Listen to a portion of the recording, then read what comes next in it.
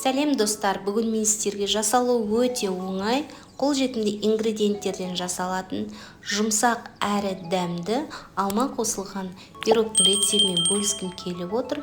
Описанияға барлық ингредиенттерді жазып қоямын. Видеоны соңына дейін көрулеріңізді сұраймын. Бізге қажетті 4 жұмыртқа. Ыдысымызға саламыз жұмыртқамызды. Керек мөлшерде қантымызды салып, жақсылап араластырамыз. Қанты ерігенше араластырамыз, миксерлейміз. Сонда қанты жақсы ериді. Енді бір шымшым тұзымызды саламыз, және де қамыр қопсытқышымызды саламыз. Енді керек мөлшердегі електен өткізілген ұнымызды салып, жақсылап араластырамыз. Арасында түйіршіктері қалмауы қажет, жақсылап араластырып аламыз.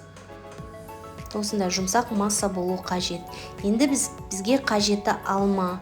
Керек мөлшерде алмамызды алып, жақсылап тазалаймыз. Сыртындағы қабықтарын аршимыз.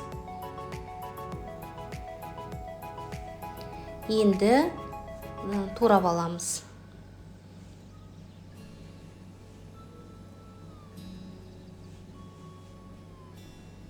Енді осы алманы қамырымыздың бетіне салып, жақсылап араластырамыз.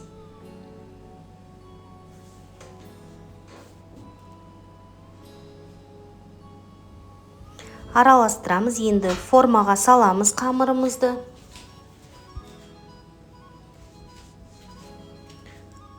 Қасықтың көмегімен тегістейміз.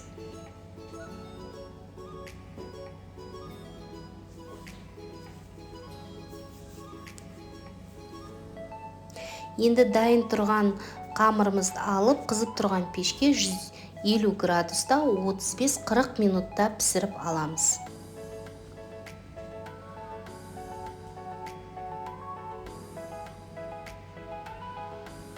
Осындай таяқшамен тексеріп көреміз, піскен-піспегенін арасының. Мінекей дайын болды, алып бетіне қант ұнтағын себеміз. Өте жұмсақ, дәмді пирог, жасалу өте оңай. Достар, міндетті түрде осы рецептпен дайындап көрсеңіздер болады, ұнайды деген ойдамын. Қазір мен сіздерге кесіп көрсетемін. Менің каналыма лайк басып, қоңыраушаны басып, тіркеліп, комментарий қалдырсаңыздар болады. Сіздермен болған жаңа